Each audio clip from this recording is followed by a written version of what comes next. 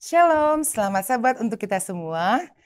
Tips kesehatan pada sahabat ini berjudul Rahasia Umur Panjang, Sehat, dan Bahagia. Pada suatu ketika, saya berolahraga di taman kota. Pada waktu saya berolahraga, saya melihat ada seorang wanita yang begitu energik. Saya melihat kira-kira berapa ya umur wanita tersebut. Karena saya melihat bahwa begitu energik dan bersemangatnya wanita ini berolahraga. Daripada saya penasaran, saya mencoba menanyakan berapa kira-kira usia wanita tersebut. Lalu wanita itu kembali menanyakan kepada saya, "Coba ibu tebak, kira-kira saya umur berapa?" Lalu saya coba-coba tebak, kayaknya ibu usianya sekitar 40 atau 50 tahun. "Mohon maaf ibu salah tebak. Usia saya pada saat ini sudah menginjak 85 tahun." Pada waktu itu saya tercengang karena saya merasa kagum sekali dengan kondisi fisik dari wanita ini. Bapak, Ibu, dan saudaraku yang dikasihi oleh Tuhan, kondisi fisik dari wanita ini sangat energik, sangat bersemangat. Kemudian saya mencoba menanyakan, sebetulnya apa sih Bu tipsnya ibu di usia yang sudah senja ini 85 tahun tapi masih kelihatan awet muda, tetap bugar sampai tua. Kemudian ibu itu mencoba menjawab kepada saya, "Ibu, yang membuat saya sehat dan tetap energik di usia saya yang ke-85 tahun ini adalah karena saya rajin berolahraga. Hidup saya tenang dan hidup saya banyak menyerahkan hati saya kepada Tuhan." Bapak, Ibu, dan saudaraku yang dikasihi oleh Tuhan, saya merasa sangat-sangat kagum dengan kesehatan yang dimiliki oleh seorang wanita ini yang usianya sudah menginjak 85 tahun. Saudaraku yang dikasihi oleh Tuhan, berdasarkan data Indonesia.id, ada 8 negara yang usia angka harapan hidupnya tertinggi di dunia. Yang pertama adalah Monaco. Monaco ini usia angka harapan hidupnya mencapai 89 tahun. Yang kedua Singapura, 86 tahun. Kemudian Macau, Jepang, San Marino, Kanada, Islandia, dan yang terakhir adalah Hong Kong. Kenapa negara Monaco ini mereka mempunyai penduduk dengan angka usia harapan hidup yang tertinggi? Monaco adalah sebuah negara di Eropa Barat. Apa yang menyebabkan penduduk-penduduk Monaco ini memiliki angka harapan hidup yang tinggi? Ternyata setelah diselidiki, penduduk dari negara Monaco ini mereka mengkonsumsi makan makanan yang sehat, makan makanan buah-buahan, sayur-sayuran. Dan ternyata Bapak, Ibu, dan saudaraku yang dikasihi oleh Tuhan, negara Monaco ini memiliki sistem layanan kesehatan yang sangat unggul dan mumpuni. Kemudian kita melihat negara kedua, yaitu Singapura, yang memiliki angka harapan hidup tertinggi juga di dunia ini. Singapura adalah salah satu negara di Asia Tenggara dengan usia harapan hidup tertinggi. Selain pola makan, aktivitas fisik yang seimbang, negara ini juga terkenal dengan sistem kesehatan yang unggul. Bagaimana negara ini berupaya untuk mencegah lebih baik daripada mengobati. Jadi negara Singapura ini terkenal dengan penduduk yang energik, yang bukan mager, bukan generasi rebahan, tapi dengan aktivitas fisik yang tinggi. Kemudian Jepang. Jepang ini adalah salah satu juga negara dengan angka harapan hidup yang tertinggi di dunia. Bagi wanita-wanita tua di dunia, mereka sangat menyukai makan makanan yang sehat, berbasis kedelai, makan buah-buahan, sayuran segar, serta makan biji-bijian kacang-kacangan. Nah, Bapak, Ibu, dan saudaraku yang dikasihi oleh Tuhan, setelah saya melihat, ternyata saya penasaran, sebetulnya Indonesia itu masuk urutan yang keberapa ya dari negara yang mempunyai angka harapan hidup di dunia ini. Ternyata Bapak, Ibu, dan saudaraku yang dikasihi oleh Tuhan, Indonesia itu masuk dalam urutan yang ke-150. Angka harapan hidup Indonesia adalah 71 tahun. Menurut World Population Review (WPR) tahun 2023, angka usia harapan hidup di Indonesia adalah 71 tahun. Rata-rata usia pria adalah 69 tahun dan wanita adalah 73 tahun. Berarti dengan kata lain bahwa wanita memiliki angka harapan hidup lebih tinggi dibandingkan dengan pria. Saya akan ambil contoh, salah satu contoh provinsi yang ada di Indonesia, yaitu Provinsi Jawa Kawasan Tengah. Jawa Tengah, provinsi dengan angka harapan hidup untuk pria mencapai 72-73 tahun dan wanita 76 tahun. Bapak, Ibu, dan saudaraku yang dikasihi oleh Tuhan, saya ingin bertanya kepada kita semua. Kira-kira kalau orang sudah menginjak usia 90 tahun, apa sih yang bisa dilakukan? Kebanyakan orang kalau sudah mencapai umur 95 tahun, dia sudah tidak bisa melakukan apa-apa. Dia sudah tergeletak di tempat tidur. Bahkan dia mungkin untuk melakukan aktivitas fisik, dia sudah tidak bisa berbuat apa-apa. Tapi berbeda sekali dengan Dr. Ellsworth Wareham ini. Dia seorang ahli dokter bedah jantung. Saudara bisa bayangkan, di usianya yang ke-95 tahun, dia masih bisa melakukan tindakan operasi bedah jantung untuk salah satu pasiennya. Dan dinyatakan bahwa dokter ini meninggal di usianya yang ke-104 tahun. Puji Tuhan sekali kalau kita melihat bagaimana kondisi dokter ini di usia 104 tahun, tapi dia masih mempunyai kondisi fisik yang sangat sehat. Nah, Bapak, Ibu, dan saudaraku yang dikasihi oleh Tuhan, ini jadi satu pertanyaan buat kita. Jadi sesungguhnya apa sih rahasia umur panjang, sehat, dan kita akan mendapatkan kebahagiaan? Buat apa kita mendapatkan bonus umur yang panjang, tapi sementara kita sakit-sakitan, kita tidak bisa berbuat apa-apa, kita tidak bisa melakukan apa-apa, kita tidak berdaya guna buat orang lain. Pada sahabat ini, saya akan memberikan 5 tips rahasia kita memiliki umur yang panjang, kita sehat, dan kita bahagia. Tips yang pertama adalah makanan yang sehat. Seseorang yang mengaku sebagai umat Allah atau menjadi milik Allah tidak akan melakukan berdasarkan kehendaknya sendiri dan menggunakan jalan pikirannya sendiri di dalam segala tindakannya yang bertentangan dengan kehendak Allah. Melainkan ia akan melakukan segala sesuatunya otomatis sesuai dengan kehendak Allah dan menurut kepada Allah, termasuk soal makanan dan minuman. Nah, saudaraku yang dikasihi oleh Tuhan, banyak orang yang menganggap bahwa Allah itu tidak mempedulikan soal makanan dan minuman untuk kesehatan umatnya. Nah, itu adalah pemikiran yang salah buat kita. Di dalam 1 Korintus pasal yang ke-10 ayat yang ke-31 mengatakan, jika engkau makan, jika engkau minum, jika engkau melakukan sesuatu yang lain, lakukanlah semuanya itu untuk kemuliaan Allah.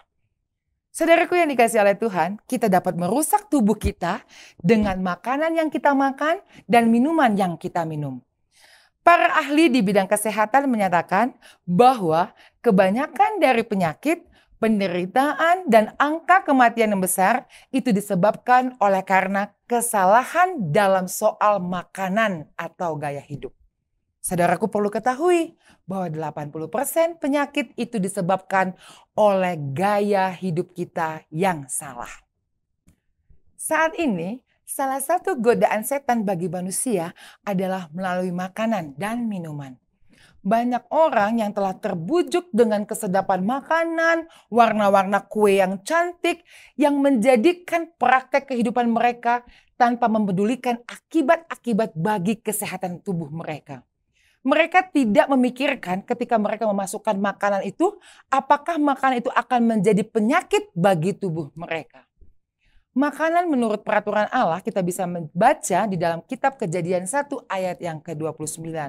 Berfirmanlah Allah, lihatlah aku memberikan kepadamu segala tumbuh-tumbuhan yang berbiji di seluruh bumi dan segala pohon-pohonan yang buahnya berbiji, itulah yang akan menjadi makananmu. Allah sebagai pencipta kita itu sangat mengetahui kondisi tubuh ciptaannya. Jenis makanan apa saja yang harus dimasukkan ke dalam tubuh kita. Contoh saudaraku, mobil itu bahan bakarnya kalau nggak bensin, solar. Kan tidak mungkin kita akan memberikan bahan bakar kepada mobil kita itu kita ganti atau memasukkannya dengan minyak tanah. Otomatis mesin mobil itu akan mati dan tidak bisa berjalan lagi. Dan bahkan mesin mobil itu akan menjadi rusak. Demikian halnya sama dengan tubuh kita. Kita tidak bisa asal memasukkan makanan yang sembarangan ke dalam tubuh kita. Lambat laun tubuh kita ini akan menjadi rusak. Bahkan menjadikan banyak penyakit, bahkan sampai akhirnya menyebabkan kematian. Tips yang kedua adalah gerak badan atau olahraga. Penelitian ini dilakukan oleh Stanford University yang melibatkan data langkah harian dari 712 orang di seluruh dunia. Mencatat, aduh ini sangat mengenaskan. Ketika saya membaca ini, saya sempat berpikir, oh my God, kenapa negara yang saya tinggali ini menjadi satu-satunya negara yang paling malas jalan kaki. Jadi Indonesia ini resmi menjadi negara yang paling malas jalan kaki sedunia. Bayangkan Bapak Ibu dan Saudaraku yang dikasih oleh Tuhan, sehari mencapai mereka jalan kaki itu cuma 3.500 langkah per hari. Juara satu negara yang paling mager di dunia. Jadi orang Indonesia ini terkenal dengan negara yang paling suka rebahan. Memang ya kalau kita suka melihat anak-anak muda zaman sekarang, mereka lebih suka rebahan sambil menggunakan handphone mereka. Mereka sudah tidak menjadi lagi generasi yang aktif atau produktif. Mereka sudah lebih senang menyukai duduk manis, rebahan, ngemil sambil main HP. Dan di dunia ternyata Hong Kong lah negara yang terkenal dengan yang paling rajin jalan kaki. Mereka mencapai 6.880 langkah per hari. Padahal kita tahu ya, jalan kaki itu sangat baik dampaknya buat kesehatan kita. Khususnya kesehatan jantung, paru-paru. Kalau kita merasa badan kita kegemukan, kita bisa menurunkan berat badan dengan jalan kaki. Dan kita bisa juga menghilangkan stres. Dan kalau kita bisa melihat juga bahwa jalan kaki ini kan murah, tidak membutuhkan biaya yang banyak. Selanjutnya, tips yang ketiga, apa rahasia supaya kita umur panjang, sehat dan bahagia adalah kita harus bisa mengendalikan pikiran kita. Stres. Saya pikir tidak ada manusia di atas dunia ini yang tidak memiliki masalah. Selama kita hidup di atas dunia ini, pasti kita memiliki yang namanya masalah. Masalah itu akan hilang ketika kita mati atau sudah di kuburan. Tapi selama kita hidup, kita pasti memiliki masalah. Tapi jikalau kita bisa mengendalikan stres kita, mengendalikan pikiran kita untuk hal-hal yang positif, kita pasti sehat, umur panjang dan bahagia. Ingat Bapak, Ibu, dan Saudaraku yang dikasih oleh Tuhan, bahwa 99% penyakit itu disebabkan oleh pikiran. Jadi kita harus mau bisa menjaga pikiran kita dengan hal-hal yang positif. Selanjutnya, tips yang keempat adalah menghabiskan waktu dengan orang yang kita kasihi. Baik itu keluarga kita, pasangan kita, anak-anak kita, ataupun sahabat kita. Seina Skolkat, yaitu konselor kesehatan mental dari New York, menyarankan agar kita menjadikan keluarga sebagai prioritas. Dengan kata lain, bahwa kita harus meluangkan waktu untuk orang-orang yang kita cintai atau kita kasihi. Percaya atau tidak, meluangkan waktu yang berkualitas untuk orang yang kita sayangi dapat memperpanjang hidup kita. Berdasarkan laporan Harvard Health, kurangnya hubungan yang kuat dan dekat dapat meningkatkan resiko kematian hingga 50%. Jadi sebisa mungkin kita harus bisa memanfaatkan waktu yang kita miliki itu untuk keluarga kita, pasangan kita, anak-anak kita, sahabat kita. Ini tentang waktu yang kita miliki dan kita ciptakan sebanyak mungkin kenangan yang luar biasa, saling berbagi, saling memiliki, dan kita harus menyempatkan waktu itu sehingga kita akan memiliki umur panjang, sehat, dan bahagia. Tips yang terakhir adalah memiliki hubungan yang erat dengan Tuhan. Bapak, Ibu, dan Saudaraku yang dikasih oleh Tuhan, kalau kita diberikan bonus umur yang panjang, kita mau sehat, kita bahagia, kita harus mau memiliki hubungan yang erat atau akrab dengan Tuhan. Kita harus memiliki waktu bersekutu, memiliki waktu pribadi dekat dengan Tuhan, berdoa kepada Tuhan. Kesehatan itu tergantung kepada dua hal. Yang pertama, what we put into our bodies. Apa yang kita masukkan ke dalam tubuh kita. Yang kedua, what we do with our bodies. Apa yang kita lakukan terhadap tubuh kita. Lifestyle, gaya hidup. Panggilan hidup sehat dan bahagia. Di dalam 2 Korintus pasal yang ke-7 ayat yang ke-1, saudara-saudaraku yang kekasih, karena kita sekarang memiliki janji-janji itu, marilah kita menyucikan diri kita dari semua pencemaran jasmani dan rohani, dan dengan demikian menyempurnakan kekudusan kita di dalam takut akan Allah. 3 Yohanes pasal yang kedua, saudaraku yang kekasih, aku berdoa semoga engkau baik-baik dan sehat saja dalam segala sesuatu, sama seperti jiwamu baik-baik saja.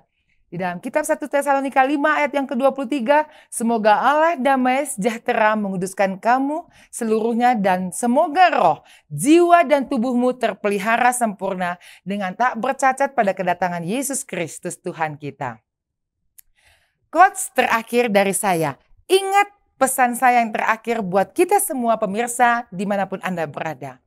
Health is not everything, but everything without health is nothing.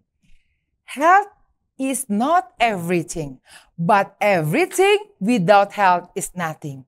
Kesehatan bukanlah segalanya, namun segalanya tanpa kesehatan bukanlah apa-apa. Kesehatan bukanlah segalanya, tapi segalanya tanpa kesehatan bukanlah apa-apa. Kiranya Tuhan Yesus memberkati. May God bless you.